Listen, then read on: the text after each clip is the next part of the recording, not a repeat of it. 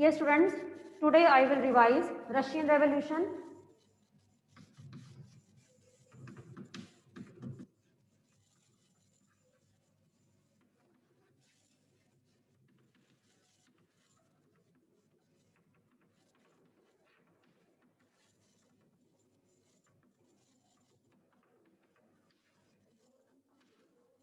Yesterday I have discussed with you economic, political, social causes of Russian Revolution, conditions responsible, factors or circumstances. Then I have discussed with you Bloody Sunday incident, the main revolution of 1905, then impact of First World War. What was the impact of First World War on Russian economy? Time period 1914 to 1918, and at that time shortage of food, industrial sector and agriculture sector was neglected. People, they were not getting facilities, autocratic rule was there, and many people, they were fed up from the war because war continued for long years from 1914 to 1918. And in this time period 1917, the year of 1917 was very problematic for the people. What happened in the year 1917? Why? Again, two revolutions occurred. First in the month of February, then second in the month of October. Now today I will discuss with you February Revolution, then October Revolution, and after that policies of Lenin and Stalin, how they controlled Russian society. First of all, I will discuss with you February Revolution.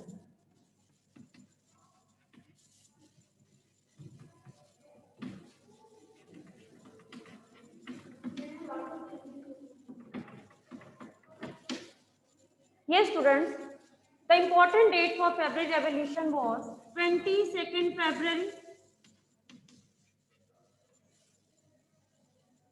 In this year, 1917, due to shortage of food crops, many people, they were not satisfied with the policies of Tsar Nicholas II.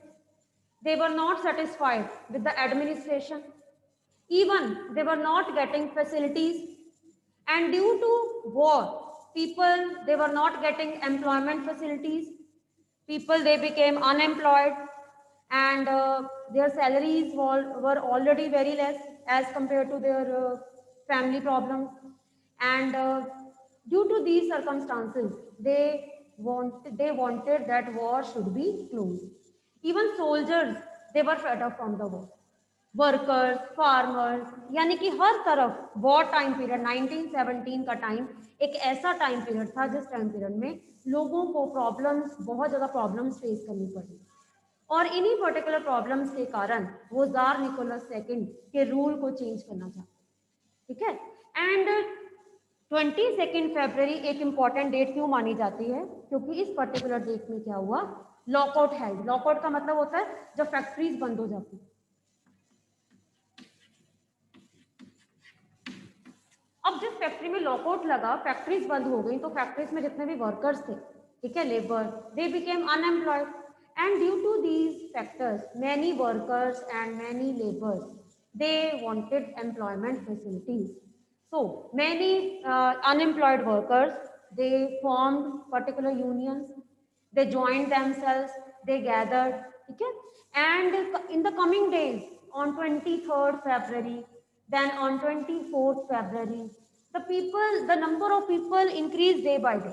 और इसमें workers के साथ farmers ने join किया, labours ने join किया, और ऐसे लोग जिनको एम्प्लॉयमेंट फैसिलिटीज नहीं मिल रही थी और इवन उनके पास सैलरीज नहीं थी, ठीक है, मार्केट में ऑलरेडी चीज़ों के रेट, एसेंशियल आइटम्स के रेट ऑलरेडी बहुत ज़्यादा थे, ठीक है, and due to these factors they wanted some facilities from the government, और इस पर्टिकुलर टाइम पीरियड में गवर्नमेंट ने किसी भी तरह से फैसिलिटीज जो थी वो इनको प्रोवाइड नहीं की, ठीक है। एंड इस सबको देखते हुए जार निकोलस सेकंड ने क्या किया, 25 फरवरी ही सस्पेंडेड ड्यूमा, पार्लियामेंट को सस्पेंड कर दिया।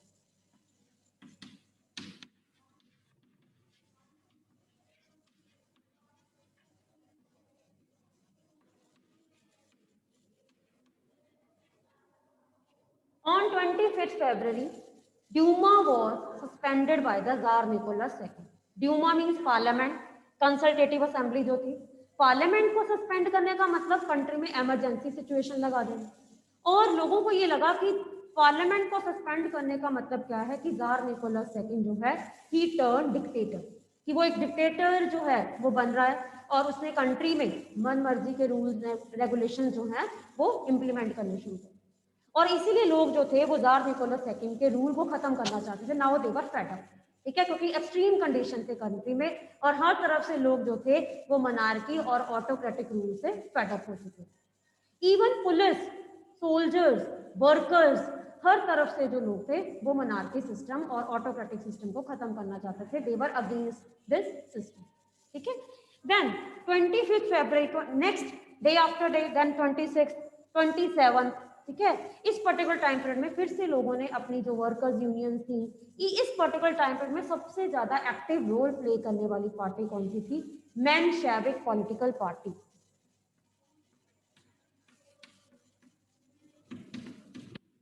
And the leader of this party was Kerensky.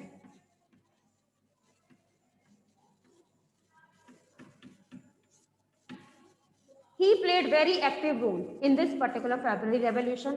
Ultimately, ये माना जाता है Menshevik brought February Revolution. ठीक है.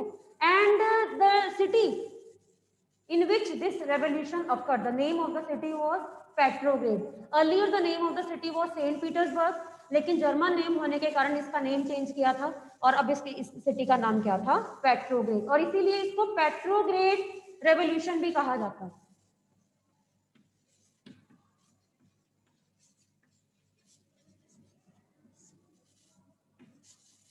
हाँ जी बेटा. इसी पेट्रोग्रेड सिटी में ड्यूमा की बिल्डिंग थी, यानी कि जो पार्लियामेंट थी उसकी बिल्डिंग पेट्रोग्रेड सिटी में थी. अब लोगों ने क्या डिसाइड किया? Workers, members, party members, even soldiers, ठीक है, उन्होंने पेट्रोग्रेड सिटी में जिस बिल्डिंग में पहले ड्यूमा की मीटिंग्स होती थी उसी बिल्डिंग में, ठीक है, इन्होंने एंटर किया और अपनी एक अलग से सोवियत बनाई, एक काउंसिल बनाई. उसका नाम उन्होंने क्या दिया? पेट्रोग्रेड सोवियत. बेटा सेम ऐसे ही जैसे फ्रेंच रेवोल्यूशन के टाइम पीरियड में थर्ड स्टेट, यानी कि जब third state meeting, state general की मीटिंग हुई थी और थर्ड स्टेट के जो लोग थे, जब किंग ने उनके प्रपोजल को एक्सेप्ट नहीं किया था, when they came out and they declared themselves as National Assembly. No doubt at that time this National Assembly was illegal. That National Assembly was not given any kind of legal recognition. Same, even after during the month of February, these peoples, workers, soldiers, party members, they declared themselves as Soviet. और इस Soviet का नाम क्या दिया गया? Petrograd Soviet. Now, what is the meaning of Soviet? Soviet का मतलब क्या है? Council, association.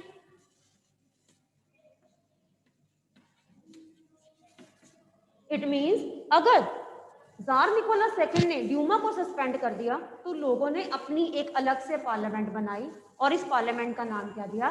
पेट्रोग्रेड सोवियत और काउंसिल. एंड पर्टिकुलर यानी कि फरवरी के बाद मार्च के मंथ 2 मार्च को king tsar Nicholas second he resigned, abdicated, उसने पोस्ट छोड़ दी और उसके बाद Kerensky became the prime minister of Russia.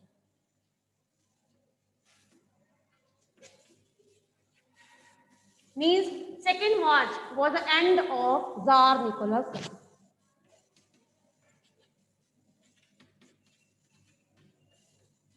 So, in this way we can say that by February Revolution, Petrograd Revolution in Russia, the rule of Tsar Nicholas came into end and new rule, यानी कि Kerensky, he became the Prime Minister of Russia.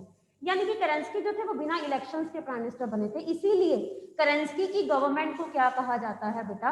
Provisional. Provision के basis का मतलब क्या होता है कि country में इलेक्शंस का करवाना पॉसिबल नहीं था because already war was continue, war continue थी.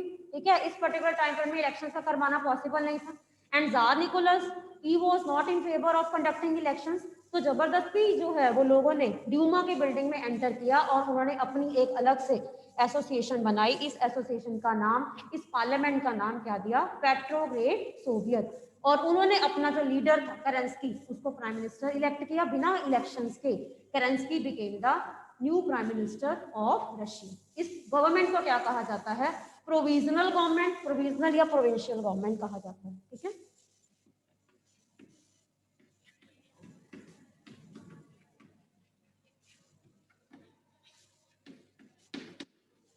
हाँ जी बिल्कुल।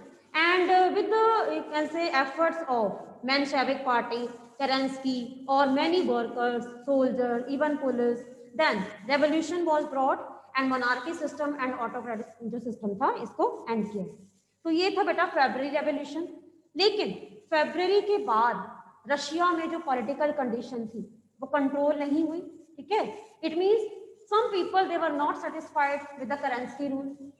केरेंस्की जो था, वह मेंशेविक पार्टी आगे रशिया में जो है वो पॉलिसीज या वॉर को बंद नहीं करवा सकी। And that's why we can say Kerensky government also failed in giving the facilities to the people. Kerensky की गवर्नमेंट जो है वो भी आगे रशियन लोगों को सेटिस्फाई नहीं कर पाई। और इसी वीकनेस का फायदा किसने लिया? लेनिन। ठीक है, यानी कि बेटा जार निकोलस के टाइम पीरियड में ना लेनिन ने कुछ एक्टिविटीज की थी जिसके कारण लेनिन को कंट्री से एग्जाइल का मतलब क्या होता है? कंट्री से बाहर निकाल दिया।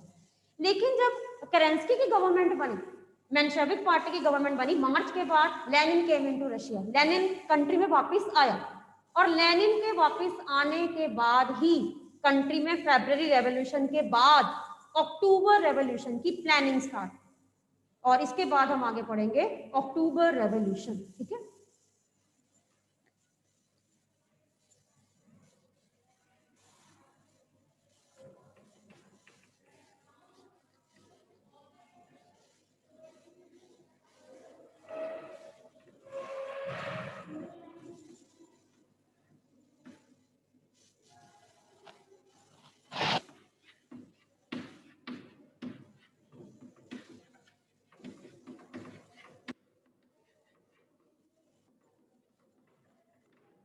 अब अक्टूबर रेवोल्यूशन को बोल्शेविक रेवोल्यूशन भी कहा जाता है because this revolution was planned by Bolshevik party.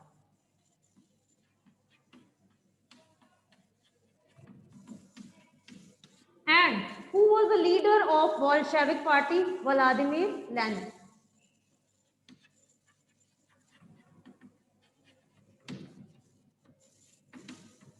हाँ जी, तो अब हमने इसको ऐसे भी कह सकते हैं कि बेटा which were the policies of Lenin.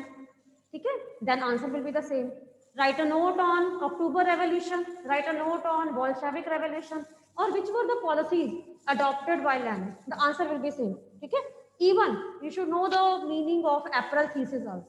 कि April thesis means policies of Lenin.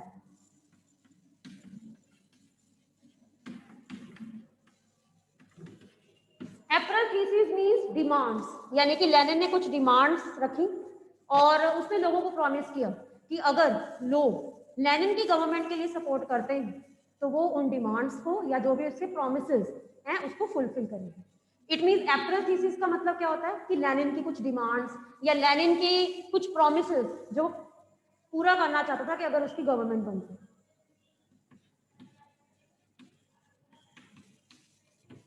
हाँ जी, अब बेटा फेब्रुअरी रेवोल्यूशन के बाद 2 मार्च जार का एंड, यानी कि जार के रूल का एंड हुआ एंड कंट्री में केरेंस्की गवर्नमेंट बनी, प्रोविजनल गवर्नमेंट, प्रोविंशियल गवर्नमेंट बनी।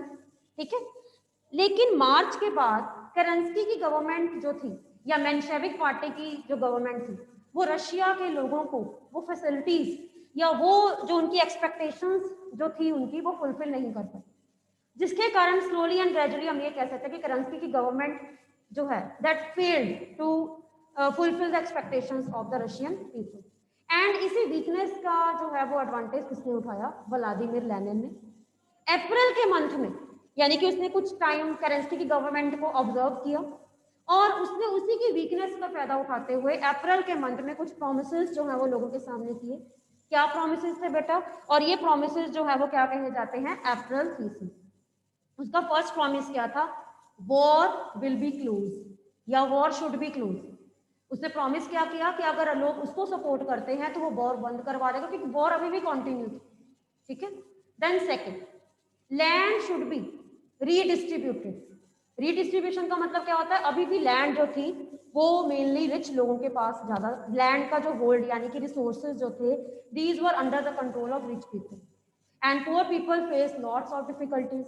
So Lenin wanted that land should be taken, unlimited land was in the hands of rich people, means land should be taken from rich people and given to poor people, so that these poor people they involve in themselves in farming, ताकि उनको employment मिले, उनको किसी भी तरह से trouble जो है वो डिफिकल्टीज जो है वो फेस करनी ना पड़े. Then third, banking system. He demanded that banking system should be nationalized. और उसने प्रॉमिस किया कि अगर उसकी गवर्नमेंट बनती है तो बैंकिंग सिस्टम जो है उसको गवर्नमेंट के कंट्रोल में किया जाए. बैंकिंग सिस्टम अगर गवर्नमेंट के कंट्रोल में होगा तो करेंसी के ऊपर जो है वो होल्ड होगा, और काफी हद तक कंट्री में जो इनइक्वालिटीज हैं, गैप है बिटवीन रिच एंड पुअर, उसको कवर किया जा सकता है, ठीक है.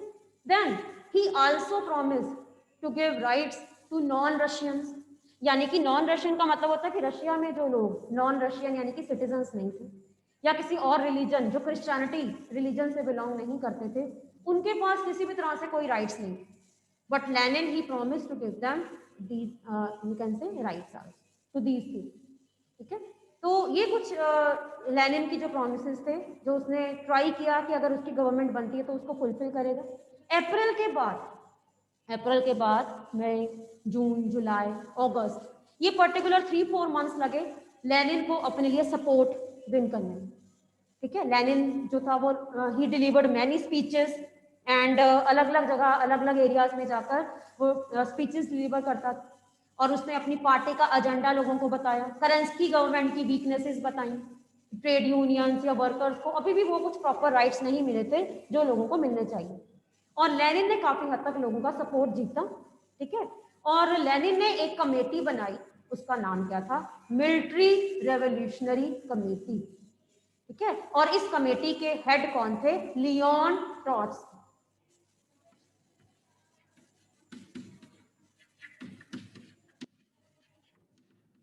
यानी कि लेनिन जो था उसने आर्मी का सपोर्ट लिया, पुलिस का सपोर्ट लिया, वर्कर्स फार्मर्स का सपोर्ट लिया, इवन एजुकेटेड पीपल का सपोर्ट लिया, यानी कि जो लोग करंस्की की गवर्नमेंट से सेटिस्फाइड नहीं थे लोगों को सपोर्ट लेकर लेनिन ने अपनी एक, जिसे हम कहते हैं अपनी पार्टी को और ज्यादा पावरफुल बनाया, ठीक है.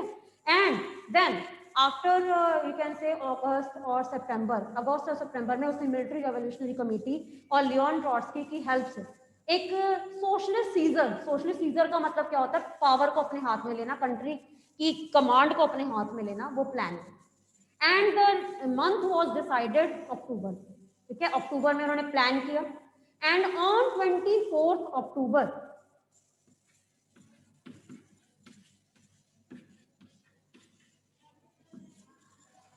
whole of the Winter Palace was under the control of Military Revolutionary Committee. 24 अक्टूबर तक पूरा का पूरा विंटर पैलेस एंड पेट्रोग्रेड एरिया जो था वो सारा इस मिलिट्री रेवोल्यूशनरी कमेटी के अंडर था, लियोन ट्रॉट्स्की के अंडर था, और ultimately this area was under the control of Lenin. यानी कि अक्टूबर में रेवोल्यूशन फिर से प्लान किया गया. विंटर पैलेस, यानी कि अब ये विंटर पैलेस किसका रेजिडेंस था, केरेंस्की का रेजिडेंस था, ठीक है. पूरा का पूरा विंटर पैलेस जो है वो मिलिट्री रेवोल्यूशनरी कमेटी के अंडर, लियोन ट्रॉट्स्की के under. And with this we can say that after October Lenin became the new ruler of Russia, ठीक है. और इसके बाद यानी कि अक्टूबर रेवोल्यूशन प्लान करने के बाद कंट्री में फिर से रूलर चेंज. आप ये देखिए बेटा कि पहले 1905 ब्लडी संडे इंसिडेंट, लेकिन उस रेवोल्यूशन के बाद जार का जो रूल था वो कंटिन्यू रहा. In between first world war हुई. फर्स्ट वर्ल्ड वॉर में जार निकोलस सेकंड जो था वो लोगों को प्रॉपर फैसिलिटीज प्रोवाइड नहीं कर पाया, so that's why people they were not satisfied. And in the year of 1917 in the month of February Kerensky government with the help of farmers, workers, they brought revolution and they changed the ruler. Then Kerensky, he became the prime minister of the country. But Kerensky government also failed to satisfy the, you can say, expectations of the people. Then after some months, after a few months, again revolution was planned. by Bolshevik party with the help of military revolutionary committee, with the help of army, with the help of police, with the help of soldiers. They gained control on Winter Palace, and with this you can say after 24th October, whole area, Moscow and Petrograd area and some areas of Russia were under the control of Lenin. यानी कि 1917 तक पूरा area जो था वो Lenin के control में। And Russia का रूलर बनने के बाद लेनिन ने इस अप्रैल थीसिस जो उसके प्रोमिसेस थे उसको फुलफिल किया, जो भी उसने प्रोमिसेस किए उनको फुलफिल किया। ठीक है, तो इसके बाद आपने ये बताना है कि which were the policies adopted by Lenin, वो भी इसके साथ आप कंटिन्यू करोगे कि लेनिन ने कौन कौन सी पॉलिसीज जो हैं क्या चेंज किया उसने, अक्टूबर के बाद रशिया में क्या चेंज आया। तो सेम चेंजेस जो उसने प्रोमिसेस किए थे उन्हीं प्रोमिसेस को फुलफिल किया। फर्स्ट उसका प्रॉमिस क्या था, वॉर वॉज क्लोज्ड, उसने वॉर को क्लोज करवाया। कैसे? Sign peace treaty with Germany, यानी कि जर्मनी के साथ पीस ट्रीटी साइन की गई और वॉर जो थी 1918, ठीक है, 1918 में वॉर को बंद करवाया। ठीक है, then land redistribution, unlimited land, यानी कि रिच पीपल के पास अनलिमिटेड लैंड थी। और सोशलिज्म थ्योरी क्या कहती है, equality should be there. Socialism का मतलब ही क्या है, that means of resources under the control of government and profit was shared, profit will be shared equally. तो सोशलिज्म इंप्लीमेंट किया रशिया में, और सोशलिज्म इंप्लीमेंट करने के साथ ही जो है वो लोगों की अनलिमिटेड प्रॉपर्टी के ऊपर कंट्रोल हो, and unlimited land from the rich people was taken, लोगों से ली and redistributed among poor people, यानी कि जो लैंडलेस थे उनको लैंड प्रोवाइड। ठीक है, then third, banks were nationalise, banks को गवर्नमेंट के कंट्रोल में किया, करेंसी को जो है वो गवर्नमेंट के कंट्रोल में किया, एक्सचेंज जो भी मनी का एक्सचेंज था वो सारा गवर्नमेंट के कंट्रोल में हुआ, और इस तरह से गवर्नमेंट रिसोर्सेज जो थे वो काफी हद तक जो है उनको प्रॉपरली यूटिलाइज किया गया। देन नॉन रशियंस, जो नॉन रशियंस थे उनको राइट्स दिए गए। ठीक है, देन कंट्री में इलेक्शंस करवाए गए, और इन इलेक्शंस में automatically Lenin he one with the maximum number of votes. ठीक है, स्टार्टिंग में तो लेनिन ने अपनी पॉलिसीज को बहुत पॉजिटिवली इंप्लीमेंट किया and people were very happy, people became very happy. Ultimately socialism जो है वो रशिया एक सोशलिस्ट स्टेट जो था वो बना। ठीक है, सोशलिस्ट पॉलिसीज जो है वो इंप्लीमेंट की गई। Then but slowly and gradually जब लेनिन के हाथ में पावर आई तो अल्टीमेटली हम ये कह सकते हैं कि लेनिन भी इन पावर के साथ जो है काइंड ऑफ एक डिक्टेटर जो है उसने पॉलिसीज अडॉप्ट करना शुरू कर दी। कौन कौन सी पॉलिसीज जो हम कह सकते हैं कि इसकी negative policies, number 1, trade unions वर केप्ट अंडर हिज कंट्रोल, यानी कि वर्कर्स की जो भी ट्रेड यूनियंस या वर्कर्स की जो भी एसोसिएशंस थी वो उसने अपनी पार्टी के कंट्रोल में रखी। पार्टी का नेम रीचेंज किया जो है वो चेंज किया, रीनेम किया। Earlier the name of the party Bolshevik political party, now Russian communist party. उसने पार्टी का नेम चेंज करके क्या रखा, कम्युनिस्ट पार्टी रखा नेम चेंज करके। देन उसके बाद सेंसरशिप, सेंसरशिप का मतलब क्या होता है, सेंसरशिप लगाई कि कुछ भी जो है वो मीडिया में या बुक्स में या कुछ भी न्यूज़पेपर में उसकी परमिशन के बिना जो है वो प्रिंट नहीं हो, यानी कि लोगों के जो kind of freedom of expression, freedom of writing anything against the government, उसको कंट्रोल किया गया, सेंसरशिप की पॉलिसीज लगा। ठीक है, then Russia became one party nation. One party nation का मतलब होता है कि no doubt all parties were there, small parties were there, but the major party जो मेन पार्टी थी वो थी रशिया जो बोल्शेविक की party, that was communist party, Russian communist party. ठीक है, and he also appointed secret police, Cheka first, OGPU, ये अलग अलग तरह की सीक्रेट पुलिस अपॉइंट की ताकि लोगों के ऊपर चेक किया जाए, कंट्रोल किया जाए और लोगों के जो भी एक्टिविटीज हैं उन एक्टिविटीज को कर्ब किया जाए, सीक्रेट पुलिस। तो ये हम कह सकते हैं कि ये सारी लेनिन की पॉलिसीज थी। नो डाउट लेनिन ने काफी हद तक रशिया में डेवलपमेंट लेकर आया, रशिया को सोशलिस्ट कंट्री बनाने में काफी उसका एक मेन कंट्रीब्यूशन जाता है। पुअर पीपल को काफी फैसिलिटीज प्रोवाइड की गई, सोशलिज्म कंट्री में लाकर काफी हद तक इक्वालिटी जो है वो मेंटेन की गई। ठीक है, एंड बट ये कंटिन्यू ज्यादा देर तक नहीं रखा, कोई in between civil war, country में सिविल वॉर हुई। सिविल वॉर का मतलब क्या होता है, जब एक अपनी ही कंट्री में अलग अलग ग्रुप्स के बीच में वॉर होती है। वर्ल्ड वॉर और सिविल वॉर में क्या फर्क होता है? World war means war between different countries, civil war का मतलब क्या होता है, war between different groups inside the country. जब कंट्री के अंदर ही अलग अलग ग्रुप्स के बीच में वॉर होती है और काइंड ऑफ एक जिसे हम कहते हैं कि कॉन्फ्लिक्ट या टेंशन जो है वो हो जाती है, उसको कहा जाता है सिविल वॉर। ऐसी ही सिविल वॉर रशिया में हुई। अब रशिया में अलग अलग तरह के supporters, some were the supporters of tsar, जो जार को सपोर्ट करते थे, जो जार के रूलर्स के सपोर्टर्स थे। Some were the supporters of Kerensky, कुछ करंस्की के सपोर्टर्स थे। And some were the supporters of Bolshevik. तो इस तरह से कंट्री जो है वो अलग अलग ग्रुप्स, तो अलग अलग जिसे हम कहते हैं कि एक एसोसिएशंस में डिवाइड हो गई। एंड इसको अलग अलग कलर्स के नेम के ऊपर भी याद रखा जाता है, रेड ग्रीन एंड व्हाइट। ठीक है, red green, red white colour for pro tsarist, जो जार के supporters, then red army, then green army, or many people they attacked on each other groups. Yani ki some were the supporters of Kerensky, some were the supporters of Lenin, and some were the supporters of Tsar. But still, Lenin he control all the groups and ultimately ये कह सकते हैं कि Russia को उसने properly जो है वो एक strong country जो है वो बनाया. And in 1922 Russia was renamed as USSR. In 1922, the name of Russia was USSR.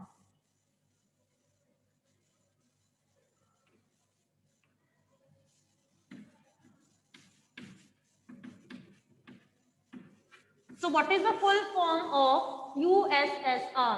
United Socialist Soviet Russia. Okay? United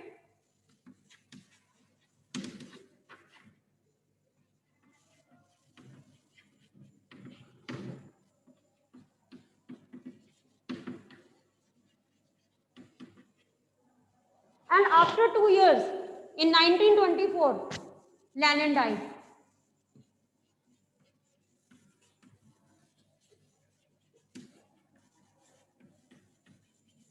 यानी कि लेनिन कंट्री को ज्यादा देर तक जो है वो कंट्रोल नहीं कर पाया. In the year of 1924 death of Lenin, he died. ठीक है. And after that the command of his party was controlled by Stalin. Next उसकी पार्टी और उसकी कंट्री को किसने संभाला? स्टालिन. तो आगे हम करेंगे कि which were the policies of Stalin. Stalin की मेन कौन सी पॉलिसीज हैं, उसने किस तरह से कंट्री को आगे कंटिन्यू किस तरह से रूल किया. और he was also from same party, communist party. Stalin की पॉलिसी को कहा जाता है स्टालिन कोलेक्टिवाइजेशन.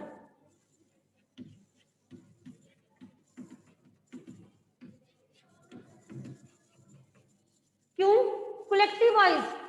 स्टालिन का मेन मोटिव क्या था? कंट्री में जो रिच पीपल के अंडर जो लैंड थी उसको रीडिस्ट्रीब्यूट किया जाए और उसको पुअर पीपल जो है उसमें या तो ट्रांसफॉर्म किया जाए या लैंड. स्टालिन का ये मानना था कि किसी भी कंट्री में अगर फूड शॉर्टेज होती है ना तो उसका मेन जो है वो उसकी प्रॉब्लम क्या होती है? Small size of land holdings. और उसने इन लैंड होल्डिंग्स यानी कि छोटे छोटे फार्म्स को एक बिग फार्म में कन्वर्ट करने के लिए एक नई पॉलिसी अडॉप्ट की. इसको कहा जाता है स्टालिन कोलेक्टिवाइजेशन. लैंड को कोलेक्टिवाइज करना. लैंड को कोलेक्टिवाइज करने के लिए क्या किया उसने? जितनी भी अनलिमिटेड लैंड या जितनी भी लैंड होल्डिंग्स थी उनको बिग फार्म्स में कन्वर्ट की. और उसने इन बिग फार्म्स को, स्टेट कंट्रोल्ड फार्म्स को क्या नाम दिया? कोलखोज.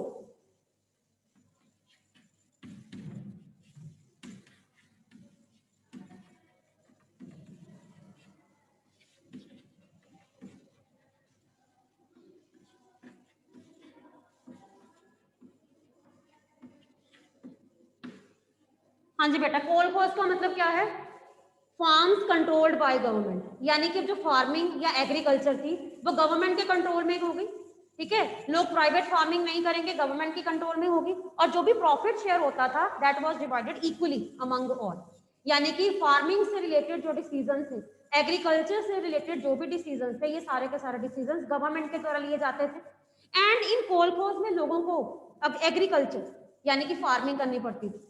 यानी कि अब कोई भी पर्सन जो है वो प्राइवेट फार्मिंग नहीं करेंगे, उनको फार्मिंग की टेक्निक्स या फार्मिंग की जो भी पॉलिसी थी वो गवर्नमेंट के अकॉर्डिंग ही करनी पड़ती. तो इसलिए उसने कोलखोज जो है वो इंट्रोड्यूस की. देन सेकंड उसने क्या किया? उसने कंट्री में जितने भी रिच फार्मर्स थे उस टाइम उनको कहा जाता था कोलैप्स.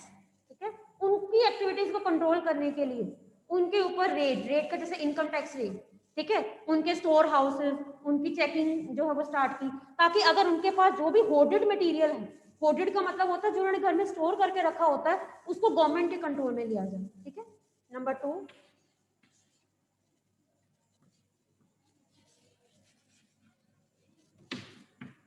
कुलैक्स। कुलैक्स का मतलब क्या होता है? Well to do peasants, rich peasants.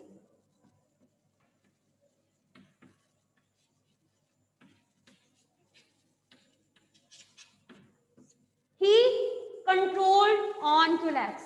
कुलैक्स means well to do peasants. इन पे कंट्रोल करने के लिए उन्होंने इनके ऑफिसेज, इनके घरों पे रेड करना शुरू कर दी, और इनके पास जो भी मटेरियल था उस मटेरियल को गवर्नमेंट डिक्लेयर कर दिया।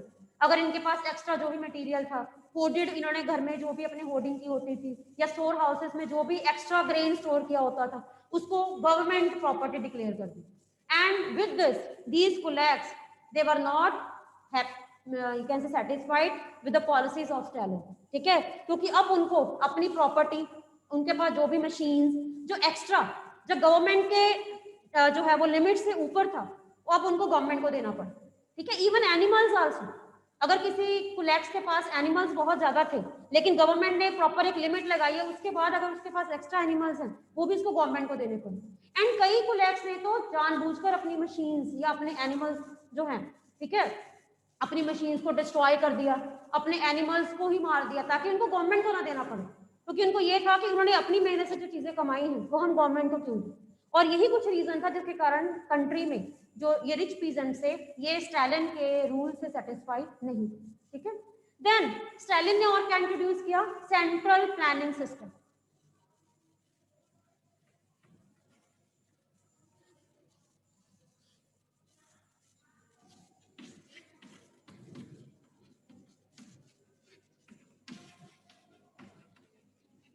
प्लान्ड इकोनॉमी हमारी कंट्री में, बेटा हमारी कंट्री में 1 ईयर प्लान, 5 ईयर प्लान, तो ये सारा प्लानिंग सिस्टम हमने रशिया से ही लिया। तो रशिया में प्लानिंग सिस्टम जो है उसको स्टार्ट किया गया, 5 ईयर प्लान। प्लानिंग का मतलब होता है 1 ईयर के लिए गवर्नमेंट प्लान करके कि उनके इनकम के जो है वो रिसोर्सेज क्या है, एक्सपेंडिचर क्या है, और उसके अकॉर्डिंग किसी पर्टिकुलर सेक्टर के ऊपर जो है वो कंसंट्रेशन दिया जाता है। मे बी गवर्नमेंट 5 ईयर्स के लिए सोच सकती है कि 5 ईयर्स हमने एग्रीकल्चर सेक्टर को देना है, उसके बाद नेक्स्ट 5 ईयर हमने इंडस्ट्रियल सेक्टर को देना है, उसके बाद नेक्स्ट 5 ईयर हमने डिफेंस सेक्टर को देना है, और इस तरह से सेक्टर वाइज कंट्री में जो है वो प्लानिंग इंट्रोड्यूस की जाती है, ताकि रिसोर्सेज को प्रॉपर्ली यूटिलाइज किया जाए। ठीक है, स्कूलिंग सिस्टम को उसने स्टार्ट किया, लेबर्स के लिए, उनके बच्चों के लिए स्कूलिंग सिस्टम स्टार्ट किया।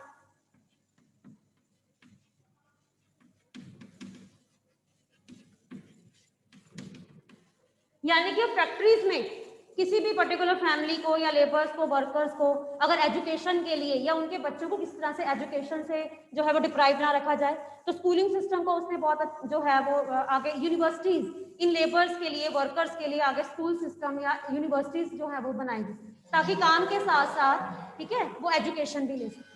और इस तरह से स्टालिन ने काफी हद तक रशिया में जो है वो लेनिन का जो ड्रीम था उसको आगे कंटिन्यू किया, और कंट्री में हम ये कह सकते हैं कि काफी हद तक जो है वो सोशलिज्म की जो एक आइडियोलॉजी थी उसको एस्टेब्लिश की। ठीक है बेटा।